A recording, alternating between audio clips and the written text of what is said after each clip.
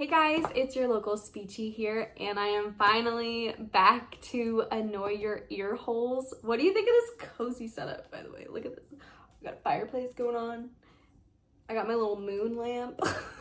Come on, guys. Coziest thing you've ever seen in your life. I don't even know if you can hear the fire.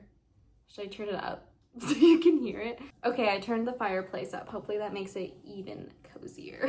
But oh my gosh, guys, it's been a few months since I've been able to talk with you all, and I have truly missed making stuff for you guys and being able to update you on what's going on. It's just kind of hard sometimes, you know, working, and also I feel like I'm an awkward person and I need to be alone filming. Like, I don't want anyone else in the apartment, so usually when my roommate's here, I can't do it because I just feel awkward. So this is a good time. But yeah, I've also just been incredibly busy since that last video, which was in November. Oh my god. It has been some time, I know. But I've just been constantly doing something on the weekend, or, you know, seeing my friends or boyfriend. So I'm busy, but it's a good busy where, you know, obviously sometimes I get overwhelmed, but I feel like I've been really enjoying like having that time on the weekends, like knowing I have something to look forward to, whether it be an event or just a trip. So little update, I'm on my fun employment break right now, which I call it my fun employment break because it is a week in between. I have off right now. So next week I'm actually starting a new job. So I planned it out where I have a week, a fun employment week, where I don't have to do anything or think about anything. And it has been a time because last Thursday I got stung by a bee, which, you know, not a big deal, but it was my first bee sting, and it was during my walk Thursday. I was taking a nice little walk during work and I got stung, and it was literally over my pants too. I don't know what was going on. I don't know why. I don't know if it was a bee or a yellow jacket, but either way, it was so mad at me. I don't know what I did. But that was the first time, and basically my leg blew up. So it was really swollen this whole weekend. Honestly, Friday, like Saturday, it was kind of hard to walk on it because it was so swollen, because it was on my calf. So it was just like a bad spot, I think. And honestly, the reaction was just quite large and red. So my family urged me to go get it checked out, which I did. I went to the urgent care, I got it checked out. They gave me some antibiotics for it, but I also have antibiotics because I have strep. So once again, I feel like I'm filming when I'm sick. Which, you know what's funny? I literally just looked at one of my other videos, the December one maybe, or January, my January one, because I was checking out like the positioning of how I filmed it. I was like, okay, let me see what I did that day. And literally in the beginning of the video, I also talked about having strep. So it's been, oh my god. I don't know how, but I feel like I'm getting strep every year. So I have strep right now, but it is a lot better than what I've usually had before with strep. So like, I'm hanging in there, I'm taking my time, and I'm still trying to enjoy my fun employment. Like today I went hiking, and it's been a little bit gloomy out, which honestly I'm kind of enjoying because it's kind of giving me fall vibes. But I went hiking, and tomorrow I'm gonna go find some new cafes near me, find some new coffee, because tomorrow I will be officially 48 hours on my antibiotics. So I will be able to see people again and go out and do things. So I'm excited to do that because I'll still have a little bit of time before my job, which I will tell you about, don't worry. But yeah, what a fun way to bring in my fun employment week with strep and a bee sting. But I'm here, whatever. I'm having a good time. I'm off. I'm gonna relax as much as I can. Honestly, maybe this was my body's way of telling me to chill out. But anyway, obviously, since I'm sick, this is a good time for me to finally get to talk to you guys and let you know what's been happening. Okay, let's get back into the video. As the title said, it has been 3 years since I've been working as a speech pathologist, which, by the way, I'm counting my clinical fellowship year because that was a full year of working, just lower pay, but it was also hell, and it took time off my life, so I'm including it in my 3 years. But holy cow, I swear I do this in every single video when I'm updating you guys, because it's just crazy every time I think about it. But I just can't believe like how fast things have gone. I can truly still remember like being in high school and observing my high school speech pathologist during like my intern mentor class and just getting a feel for it, just like, ooh, it's just like, life is speeding. It needs a speeding ticket. What's that phrase that people say? Yeah, we're here. And like, it's just crazy that I'm already at a video talking about my 3 years when I still have like Google Docs filled of like videos that I want to make for speech pathology, like when I first started. So it's like, it's just weird. It's just weird. Don't ask me. I'm just nostalgic. I'm a nostalgic person. But anyway, I have been working 3 years with pediatric population. I've been doing that since the beginning, and I've been in the clinics ever since the beginning as well. So truly my experience is really just on that focus group because I've really not changed at all. Okay, now what I was saying before was that I recently got a new job at a clinic that's a little bit closer to me, and I'm going to be working more with the population that I prefer right now. Now I'm gonna say I am going to start learning some feeding skills, which honestly I'm very anxious about and nervous just because obviously fear of the unknown for me. Ugh, can't deal with it. I don't like not knowing how things are going to end up, and I also don't like having to learn things all over again, especially with feeding, because in grad school I don't think we talked about it at all. We didn't have any experience with it. I feel like it was more of an up-and-coming thing like when I got out of grad school or started, you know, my internships, or externships, whatever. But yeah, so new thing I'm gonna be learning. Freaking out a little bit, but it's okay. I'm trying to push myself to do new things and just kind of challenge myself. So I'm excited to find out if I will like it or not. But yeah, also at the clinic, I will be getting my speech sound kiddos. I love my articulation kiddos. If you've seen my other videos, ooh, that's my thing. I love it so much more. And I'll also have my functional kiddos, which I should also be learning, so that'll be interesting. I've done a little bit here and there, like learning about it and working on it with my supervisor for my CFY, but it's going to be newish also, and some early intervention, which I've kind of been doing since the beginning. But yeah, so I'm kind of excited to have a clinic with more of the stuff that I like. It's been really hard to find a niche in this career, and I know I talked about this in my pros and cons video. Just everything is so general, and it really is hard sometimes to make money doing something that is your niche, especially with like the insurance rate, like, you know, especially for me, because I don't have, you know, I'm not providing my own services. I'm usually with someone that owns a clinic, and it's harder to find a caseload or beg my boss to give me a caseload that's around what I like, because, you know, they also have to get paid and be able to pay me. So just a little bit harder, but I am excited to push myself more in that direction and have more on my resume that will align more with what I really want to do. I was at my last clinic for a little bit over 2 years, and I really primarily left because of how far the commute was. I know when I started that it was going to be more temporary for me. I really just wanted to get out of the clinical fellowship that I was at, and I was just looking for anything to get me out in a different direction. And that clinic served its purpose, and I did enjoy it overall, so I stayed longer than I thought. It is like a 45-50 minute commute sometimes, and then coming back home it's around like 38 minutes, so it really does, you know, stack up with time. And I recently, big girl news, I bought my first car. This is the first time I bought my first car, because thankfully my mom has been very, very nice and been helpful with all my other cars, but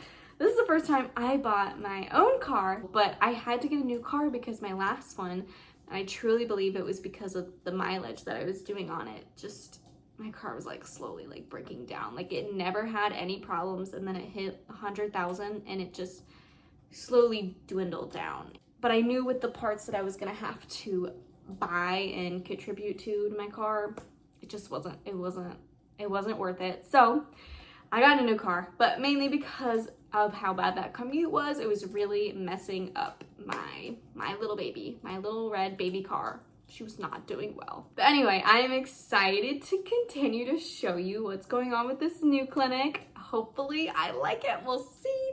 Hopefully it's more of what I'm looking for, but I did hear I will get my own office, so I can show you that, which I'm excited for. So stay with me so we can see my first office. Okay, anyway guys, 3 years on the road of speech pathology. It has been a whirlwind, and I have to say I really love when you guys reach out and ask me questions or just let me know like your journey. It's really fun to hear about, and I also really love when like my friends from graduate school or like from old coworkers like ask me questions. So I really love that, and I love giving out whatever advice or experience I have at the time. But that being said, obviously I still learn something every single day, and there's still so much in the world of speech that I really don't know about.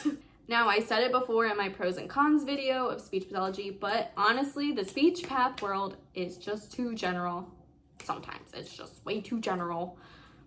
There's just too much on our plate, in my opinion, and I feel like things, like new things, keep getting thrown on our plate. Like I was talking about the feeding, like I really don't feel like it was that big of a deal back in the day with speech. Same with myofunctional. That wasn't really a thing back in the day for speech. And now I feel like I'm seeing more kiddos on our caseload that are looking at sensory needs or, you know, behavior needs. And that is just not what we've learned. And we've learned so much. I am a big advocate for referring my kiddos out that need to be seen, that need OT and a speech coach or that need OT first, or just need more services like with someone else that is better with regulation or better with behaviors. And I just feel like we keep throwing things on our plate like sensory regulation, which I do understand. Like I understand us learning strategies to help get kids into our session so we can work on our goals, but I just feel like there's so many speechies that are turning now to like full-blown sensory regulation like specialists, and it's like there are OTs that can do that. There are other behavioral specialists that work on behavior. Like, I don't know why we keep getting more thrown on our plate. Like, I feel like we just get too much, and we just keep saying yes to stuff, in my opinion. Like, it keeps getting bigger. Like, the world of what we work on, so big at this point. Guys, if you have ever seen Gordon Ramsay, it's like what Gordon Ramsay always says. So when he goes into a restaurant that has like a really big menu, he's always like, oh, no, like I don't like the big menus. And like his reasoning makes sense. He says that like if a restaurant has a really big menu, they are obviously not going to be able to have good quality into every single meal, compared to with a restaurant with a smaller menu where like the chef can really master the meals that he has chosen. I feel like that's becoming us. Like we just keep adding pages to our menu, and there's just no way that we can be able to give quality service to every single page on our menu. It's just like I feel like we try to do so much and we burn ourselves out, and we also don't have the capability of, you know, knowing all of that. You know what I mean? Like we can't know everything, and that's okay. We need to pick the few things that we really like and just be skilled at that, and that, you know, that's what we need to do. But I just think it's important that we start saying the magic word no more often. I feel like not enough of us say no because we are nice people. Like we're in a field that helps people because we're nice, we're friendly. That's, you know, that's what we want to do. But like we need to start saying no.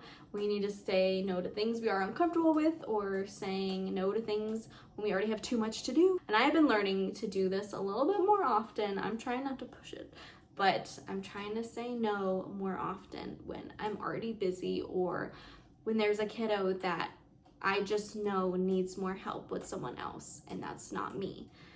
So I've been trying to learn this skill a lot more too, but I just think in general, speechies, we need to say no more. I really think in graduate school also, they need to start being more specific with what they're doing, like really having a medical side so kids can go on the medical side and really learn and invest in those skills if that's what they want to do.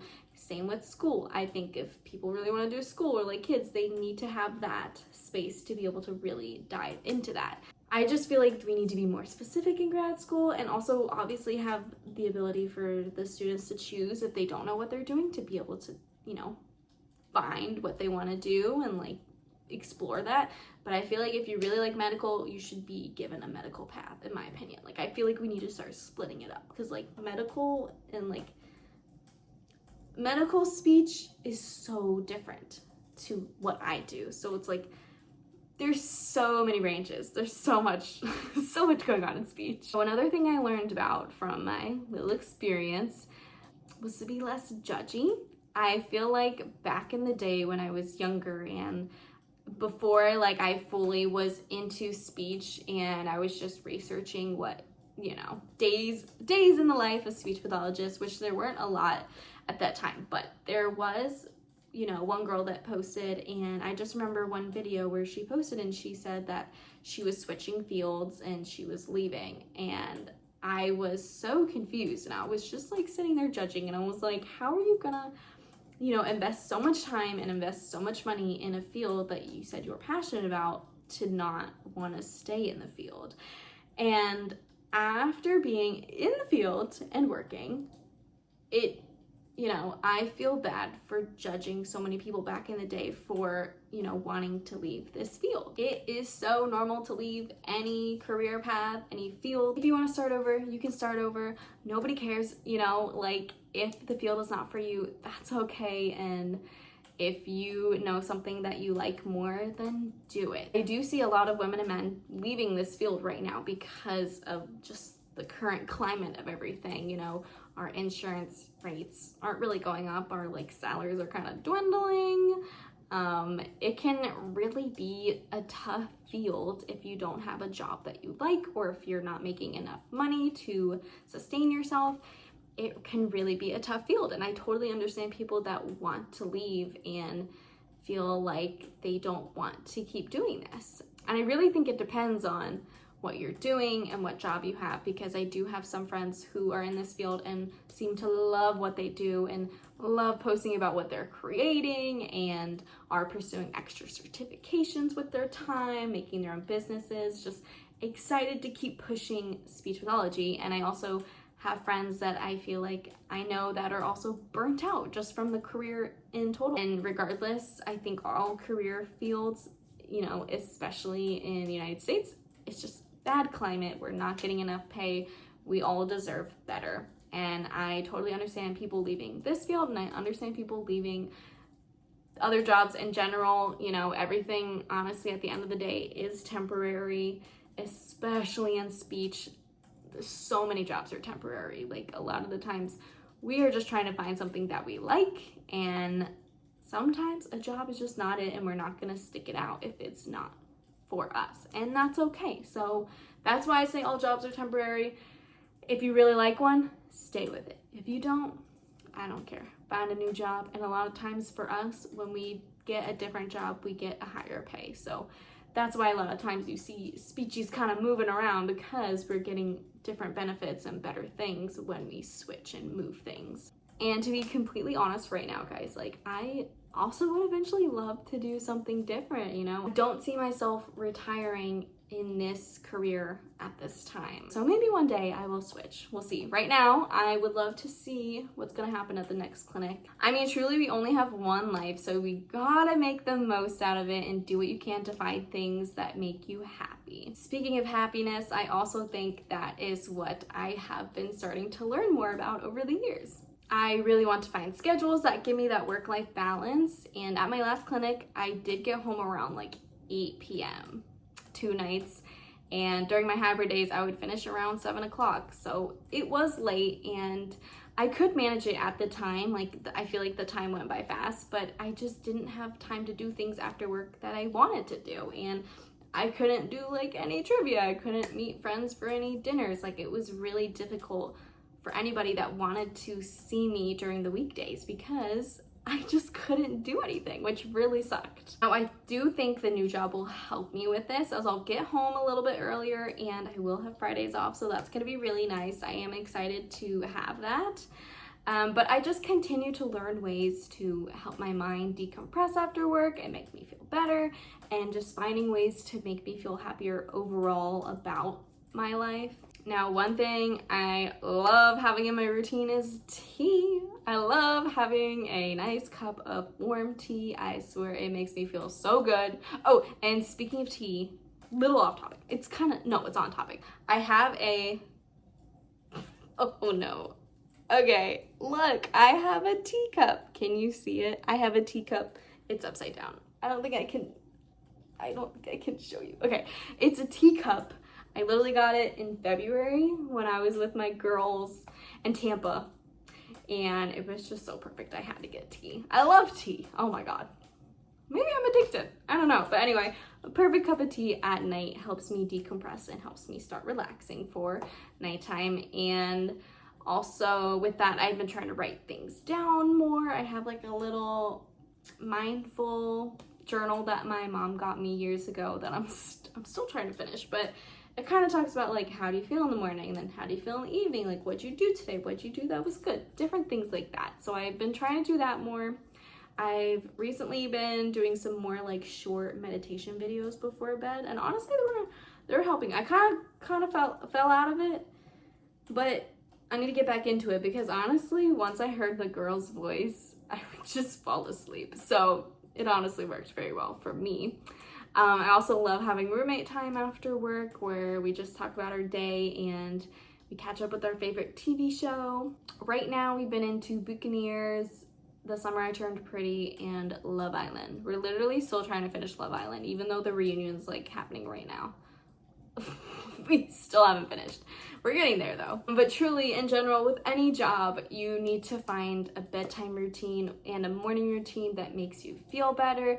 You need to stick with it, and you really need to just find things that make you feel good, like making a bedtime mocktail. Those are super cute, and using coloring books, anything like that. Honestly, I put on my fireplace or like an ambiance video at night while I'm reading. That just makes it so much better. Just make your life more whimsical. You have the time to do it. Make it more fun, make it more exciting. Do little things that, you know, make you excited. Like this little moonlight, that made me excited today. I was like, I got the coziest little thing going on. Guys, come on. That makes me excited. So in general, with any job, and especially in speech, I've been learning to just find the time for me, find the little things in the day that make life more whimsical. Now, overall, I am still finding my place in this field. I have truly met some amazing friends on the way, and I've truly loved my coworkers in each spot I am at. I have even met some parents that I need to toot my horn. I'm gonna toot my horn, that have told me that they were referred to me through like their mom Facebook groups and have been following based on recommendations of others. And just like, that is such a huge compliment to know that like someone's following me and like sees my progress with someone else and wants that same thing. It's a huge compliment, and I, you know, obviously I do what I can, and I still have imposter syndrome, of course. I don't think that's ever going away, but I just get so proud like seeing parents that are happy with my work and like happy with their progress. It really makes me feel way more accomplished and proud of myself too. And I really do appreciate the kind words from like parents or coworkers. It keeps me going a little bit longer in this field. But I'm still finding my place where I can focus on my skills that I really like and that population that I feel more passionate about. So I hope this next clinic gets me closer to that feeling of what I want, and yeah, we'll have to see. I can't wait to update you guys. But with all that being said, I am still a baby speech pathologist finding her way in the world. But honestly, thank you guys for being here with me so far. I do need to end this early because my throat is not used to talking, and I need to do more salt gurgles and stuff, and I need to turn my voice off now. I feel like that was a lot of talking. But thank you so much for checking in with me, and I am so glad I was able to talk to you guys again. Let me know if you have any questions or just anything you want to talk about. Throw it down below. I did make an email specifically dedicated to speech. So let me know, like, if you want that email, if you need to like deep dive more and like tell me more about something or ask me a different question, let me know. Until next time, and I swear it will be sooner, and hopefully I don't have strep or something next time. I just can't believe how many times I have it when I videotape. Anyway, I will see you guys next time, and I can't wait to show you a tour of the next clinic, but I will see you guys then. Bye!